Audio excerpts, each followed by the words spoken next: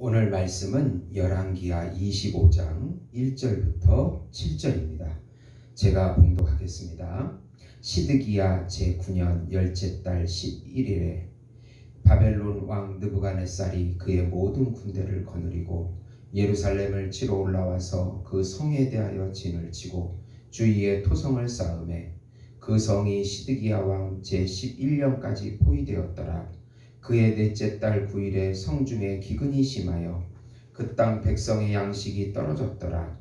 그 성벽이 파괴됨에 모든 군사가 밤중에 두 성벽 사이 왕의 동산 견문 길로 도망하여 갈대아인들이 그 성읍을 에워쌌으므로 그가 아라바 길로 가더니 갈대아 군대가 그 왕을 뒤쫓아가서 여리고 평지에서 그를 따라 잡음에 왕의 모든 군대가 그를 떠나 흩어진지라. 그들이 왕을 사로잡아 그를 림나에 있는 바벨론 왕에게로 끌고 가매 그들이 그를 신문하니라. 그들이 시드기야의 아들들을 그 눈앞에서 죽이고 시드기야의 두 눈을 빼고 노사슬로 그를 결박하여 바벨론으로 끌고 갔더라. 아멘. 오늘 말씀은 하나님이 계획하신 거룩한 하나님의 나라인 유형적인 이스라엘 나라의 최종적인 멸망을 보여주고 있는 안타까운 내용이 되겠습니다. 사랑하는 성도 여러분, 복음은 기쁜 소식입니다. 왜 복음이 우리에게 기쁜 소식이 됩니까?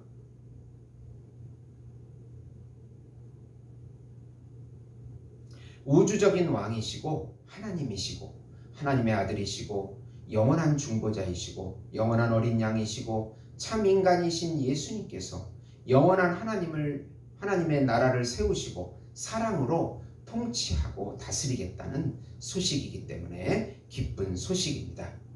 예수님께서 예수님의 말씀과 예수님의 살과 피와 예수님의 영과 예수님의 이름으로 우리 안에 임재하셔서 영원한 생명과 영원한 안식과 영원한 평강과 영원한 사랑과 영원한 행복을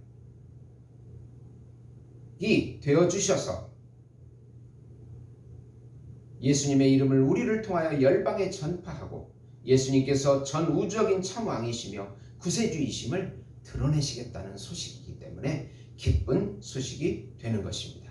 예수님은 우리의 전부이시고 영원한 기업임을 믿음으로 누리라는 소식인 것입니다. 이 예수님을 믿음으로 마음껏 누리시는 우리 성도 여러분이 되시기를 예수님의 이름으로 축원드립니다.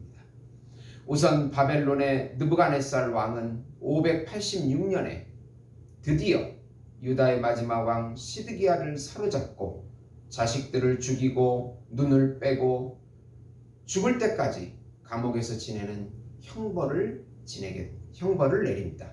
시드기야는 바벨론을 배반하고 바벨론에 항복하라는 예레미야의 말을 듣지 않는 대가로 결국 망하게 되고 비참한 일생을 살게 됩니다. 588년에 침공한 바벨론은 드디어 1년 8개월 만인 586년에 성을 함락하게 됩니다. 그 사이에 예루살렘 성은 기근이 들고 왕은 남쪽 아라바 길로 도망가다가 잡히게 됩니다. 35살의 젊은 왕 시드기야가 보는 앞에서 그의 자식들이 죽고 또 그 눈이 뽑히고 쇠사슬에 묶여 바벨론으로 끌려가 감옥에서 일생을 마감하게 됩니다. 하나님의 언약을 저버리고 우상 숭배를 한 대가는 결국 우상을 숭배하는 나라에서 70년간을 우상을 보고 살아야 하는 그런 형벌을 받게 된 것입니다. 보이는 유형국가인 북이스라엘은 722년에 망하고 130년 만인 586년에 결국 남유다도 최종적으로 멸망하게 된 것입니다. 하나님이 거룩한 나라 이스라엘을 세울 때는 하나님의 성품인 거룩을 드러내고 하나님의 이름을 여호와의 이름 예수의 이름을 열방에 전하라는 사명이 있는데 이것을 거부하고 우상 숭배에 빠졌을 때 결국은 망하게 된다는 것을 교훈하고 있는 것입니다. 우리도 참왕이신 예수님을 거부하고 예배도 거부하고 선교와 전도 예수의 이름을 전하지 않고 사명을 잃어버리면 결국은 혼합되어 망하게 된다는 것을 깨달을 수가 있겠습니다. 두 번째로 예루살렘 성전과 왕궁은, 성전은 건축된 지 453년 만에, 왕국은 440년 만에 완전히 파괴되어지고 모든 성전 기물은 약탈당하고 남은 백성은 사로잡혀 포로가 됩니다. 바벨론의 느부갓네살 왕은 BC 605년에 1차 침공, BC 597년에 2차 침공, BC 586년에 3차 침공을 통해서 유다를 완전히 초토화시킵니다. 1차 침공으로는 다니엘이 끌려가고 2차 침공으로는 여호와긴 왕과 에스겔이 끌려가고 3차 침공으로는 시드기야와 남아있는 백성들이 끌려가게 됩니다. 여호수아에 의해 약속의 땅에 가나안을 정복한 BC 1405년 이후 약 820년 만에 최종적인 멸망을 하게 됩니다. 그리고 예레미야 선지자에 의하면 느부갓네살 7년에는 3023명, 제18년에 832명, 제23년에 745명, 총 4600명이 사로잡혀간 것으로 알려집니다. 그러나 여자와 아이들을 포함하면 약 18,000명 정도가 포로로 끌려갔다고 합니다. 내 안에 예수님을 모신 성전을 세우지 아니하면, 우리 마음에 예수님으로 채워가지 아니하면 반드시 멸망하게 된다는 것을 깨닫게 해주는 좋은 교훈이 되는 것입니다. 세 번째로 바벨론은 그달랴라고 하는 총독을 세웠지만은 이스마엘이 총독과 바벨론 사람과 유다 사람을 죽이고 애굽으로 도망가게 됩니다.